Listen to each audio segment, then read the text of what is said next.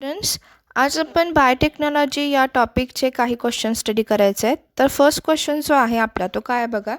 DNA molecule to which the gene is insert in integrated for the cloning is called. ठीक आहे. DNA टेक्नॉलॉजीमध्ये सगळ्यात important step अशी असते की फॉरेन DNA जो आहे किंवा रिकॉम्बिनंट DNA जो आहे तो होस्ट सेलमध्ये इन्सर्ट केला जातो. मग त्यासाठी कोणता टूल वापरला जातो तर तो आहे व्हेक्टर.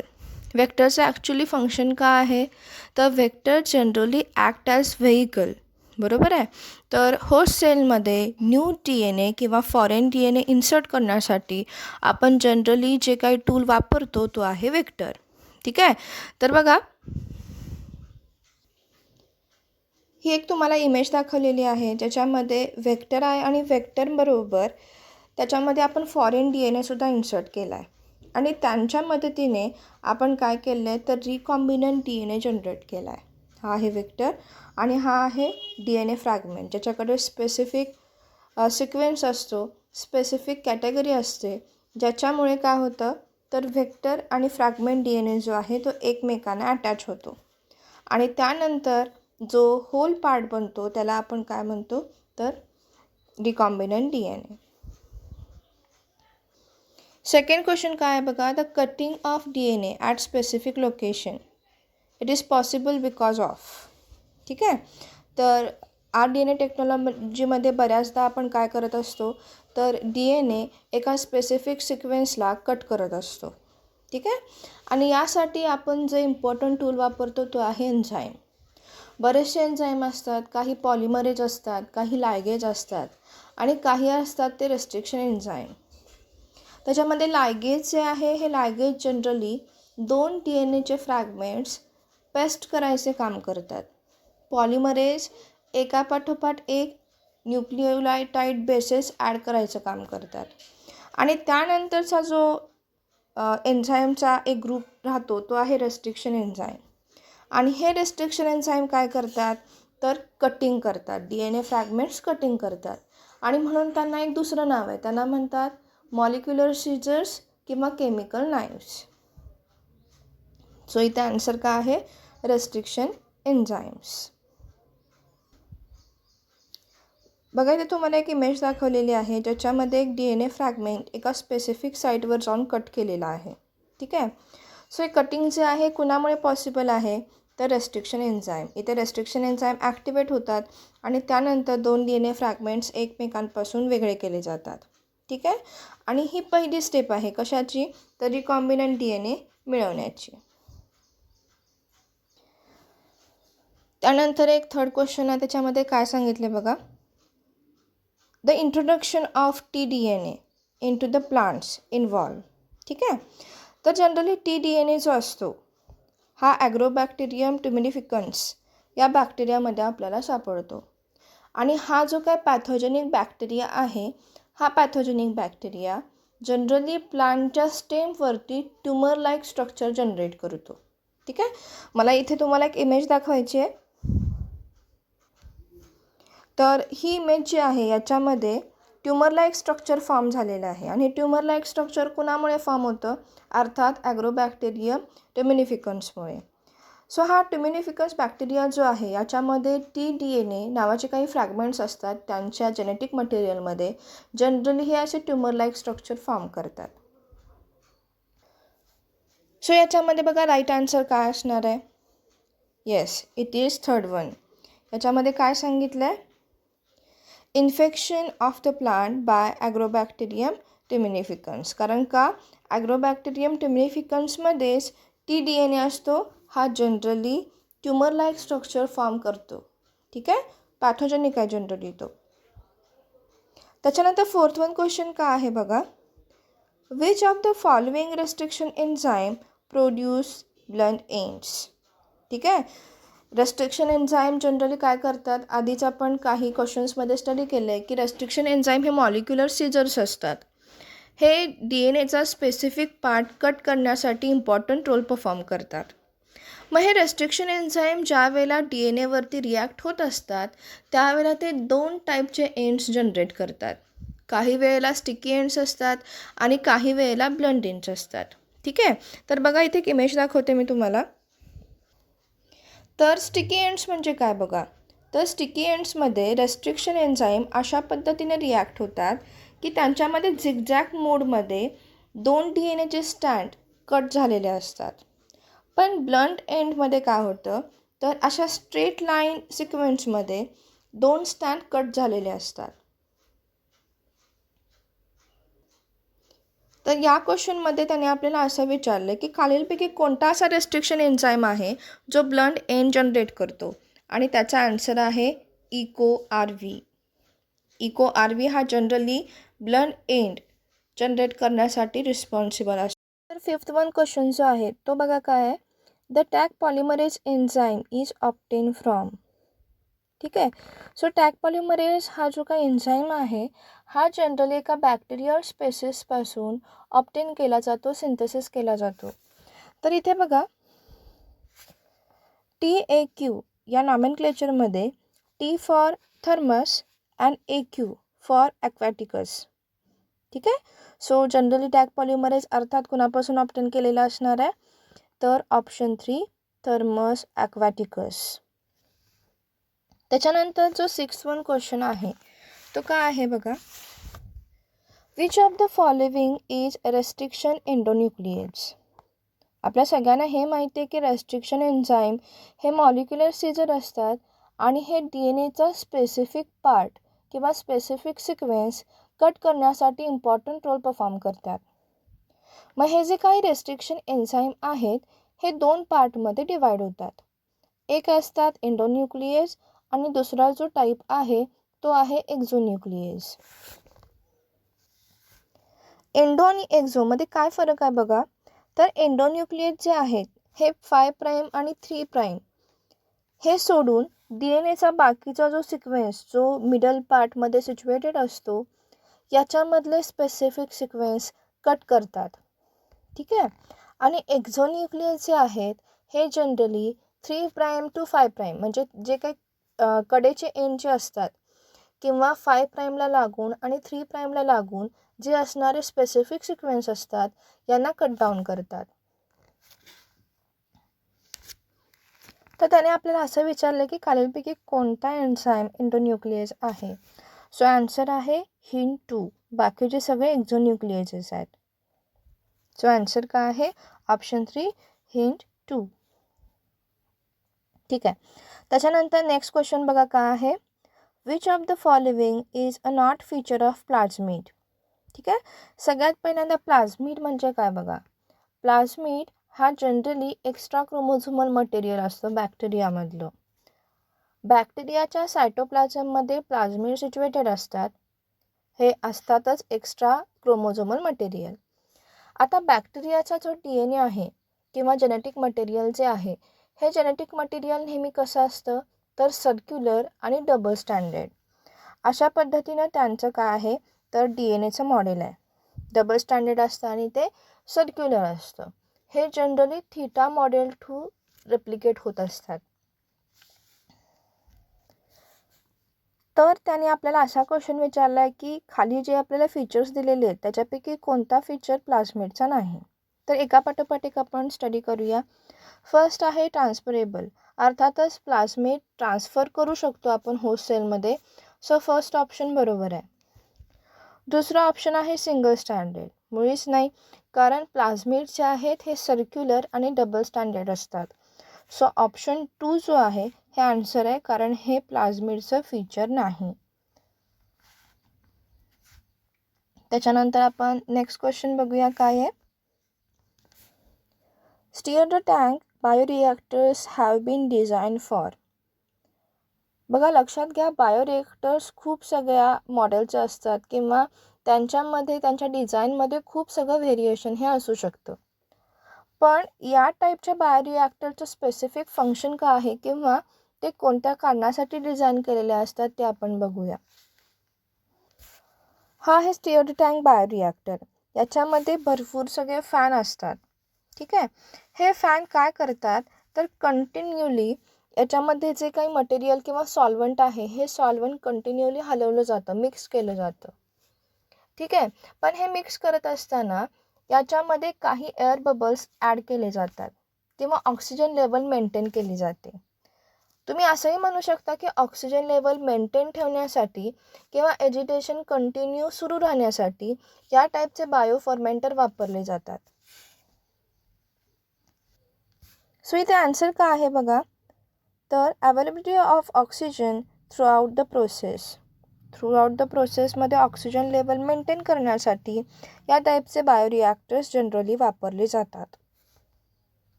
नेक्स्ट क्वेश्चन काय आहे बघा, which of the following is a not component of downstream processing. तर डाउनस्ट्रीम प्रोसेसिंग म्हणजे काय, ज्या वेळेला जो काही बायोरिॲक्टर आपण वापरलेला असतो ज्याच्यामध्ये फर्मेंटेशनसारख्या भरपूर रिॲक्शन्स कंप्लीट झालेल्या असतात, अशा वेळेला ज्या वेळेला रिॲक्शन कंप्लीट होतील त्यावेळेला तो प्रोडक्ट त्या बायोफर्मेंटरमधून बाहेर काढायचा असतो. पण बाहेर काढत असताना याच्यामध्ये काही सेव्हरल स्टेप इन्क्लूड्स असतात. याच्यामध्ये प्युरिफिकेशन असतं, फिल्ट्रेशन असतं, अशा बऱ्याचशा प्रोसिजर असतात जेणेकरून आपल्याला प्युअर फॉर्ममध्ये प्रोडक्ट मिळावा. तर इथे आपल्याला काय विचारलं आहे, तर dash dash is a not component of downstream processing. याच्यापैकी कोणता कंपोनंट डाउनस्ट्रीम प्रोसेसिंगमध्ये तयार होत नाही.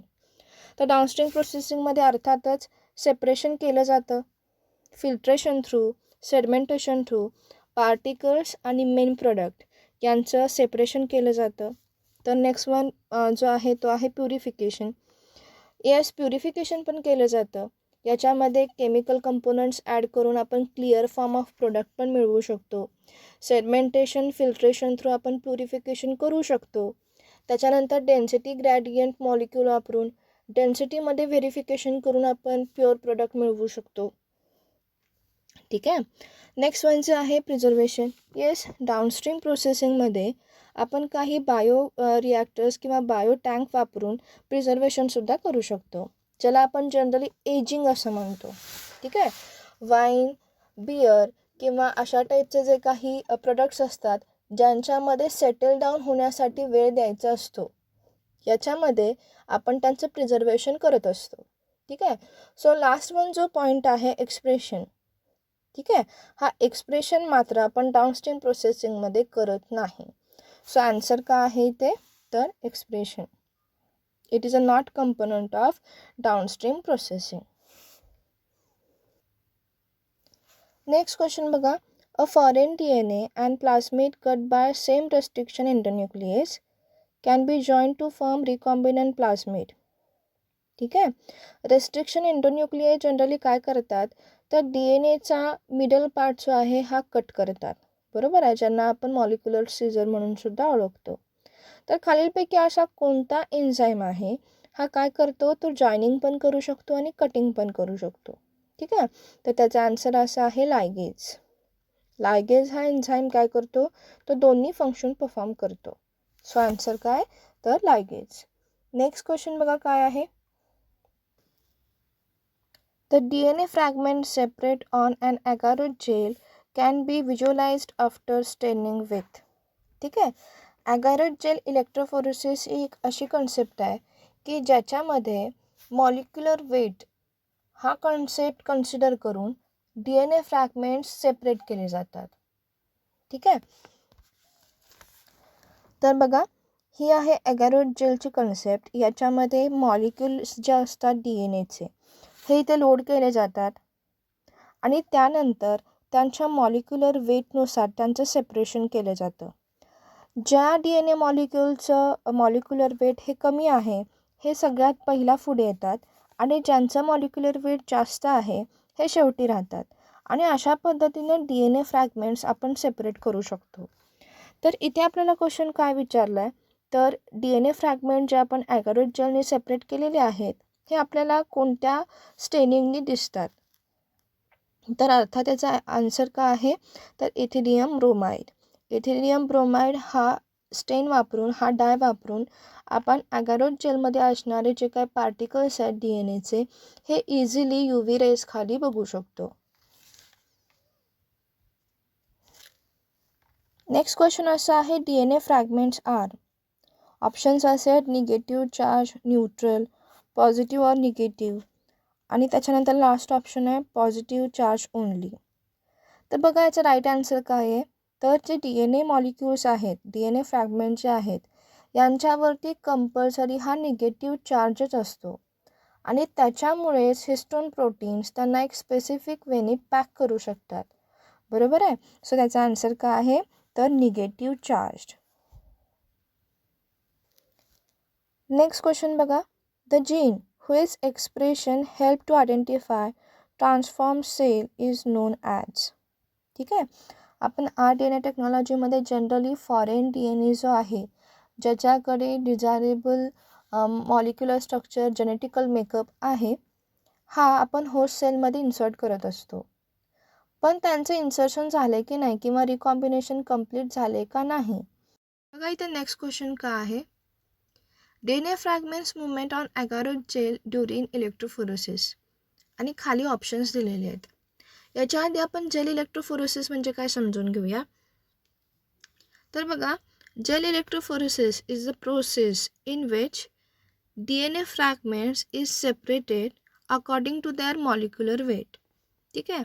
मॉलिक्युलर वेटच्या डिफरन्सनुसार ज्या वेळेला DNA फ्रॅगमेंट सेपरेट केले जातात, त्यावेळेला आपण जनरली जेल इलेक्ट्रोफोरेसिस ही प्रोसिजर वापरत असतो.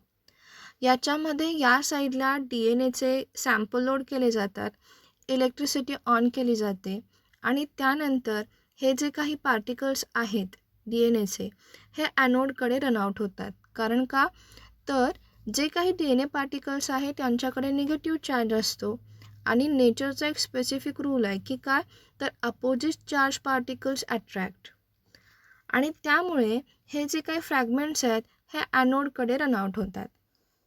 पण ज्या वेळेला ते रन करत असतात, अशा वेळेला ज्यांची मॉलिक्युलर वेट कमी आहे हे पुढे येतात आणि ज्यांचं मॉलिक्युलर वेट जास्त आहे किंवा जे हेवी आहेत हे थोडे पाठीमागे राहतात.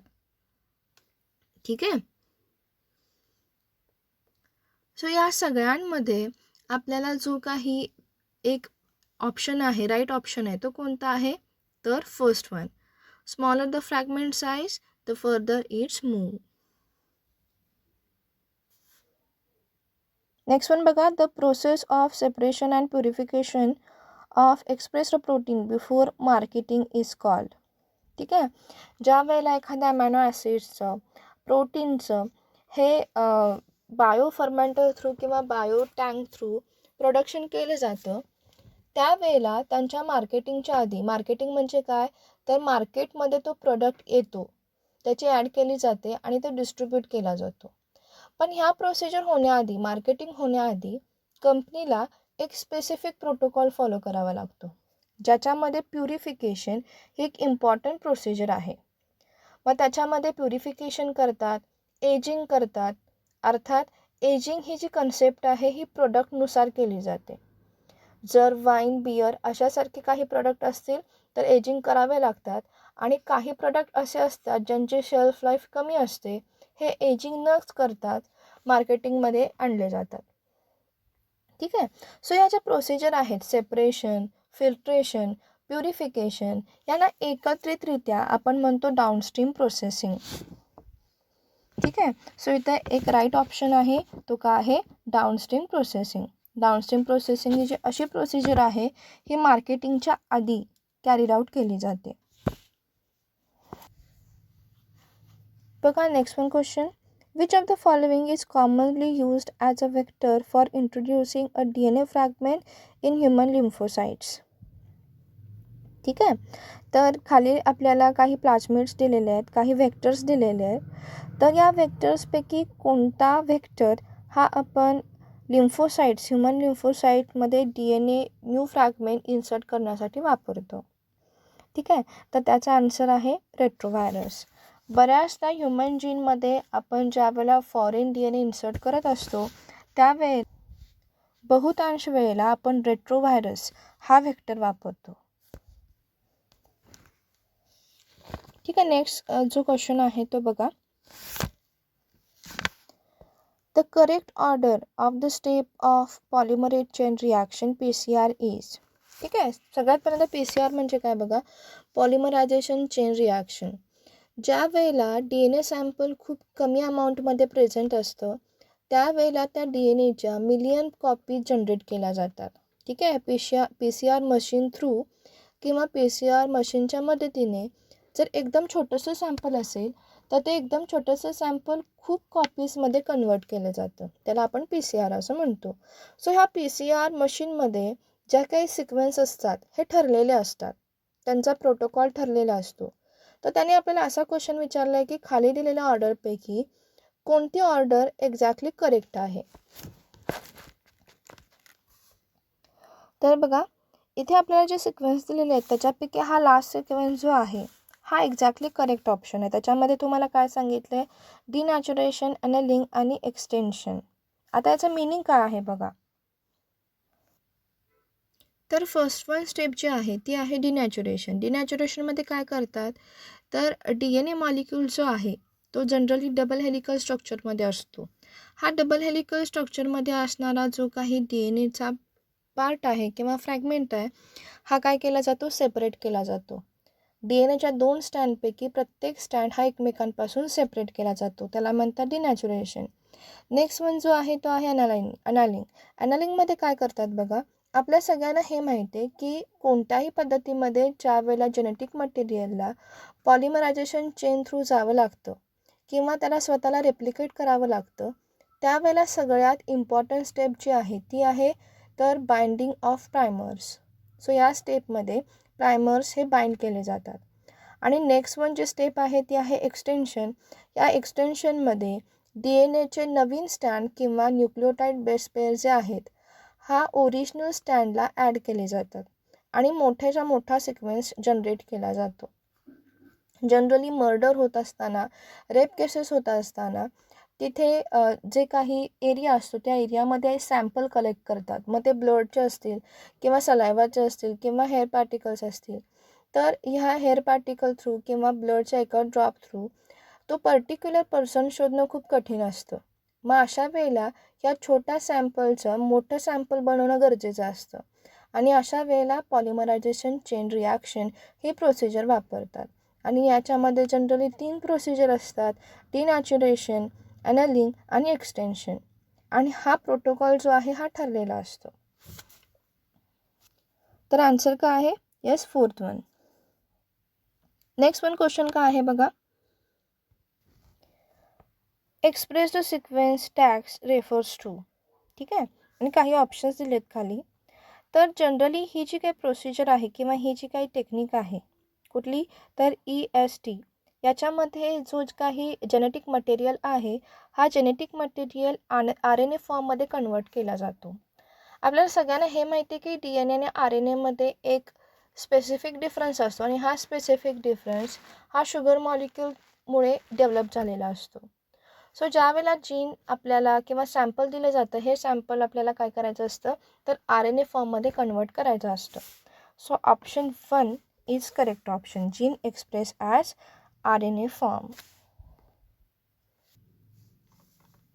Following statement describe the characteristic of enzyme restriction endonuclease. Identify incorrect statement. ठीक आहे. आतापर्यंत आपण बऱ्याचदा एंडोन्यूक्लियस आणि रेस्ट्रिक्शन एन्झाईम याच्याबद्दल चर्चा केलेली आहे. याच्यामध्ये रेस्ट्रिक्शन एन्झाईम काय असतात तर मॉलिक्युलर सीजर असतात. हे स्पेसिफिक सिक्वेन्स कट करतात. ठीक आहे. DNA स्पेसिफिक सिक्वेन्स कट करतात आणि त्याच्यापैकी जे एंडोन्यूक्लियस ही नावाची कॅटेगरी आहे ही category DNA middle part cut करण्यासाठी रिस्पॉन्सिबल असते.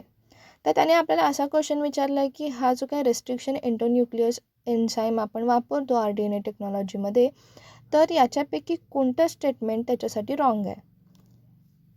फर्स्ट वन बघा, the enzyme cut DNA molecules at identify position within the DNA.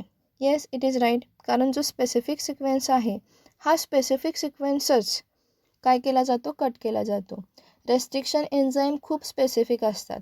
सरसकट कोणताही DNAचे पार्ट ते कट करत नाहीत, तर तो स्पेसिफिक सिक्वेन्सच कट करतात.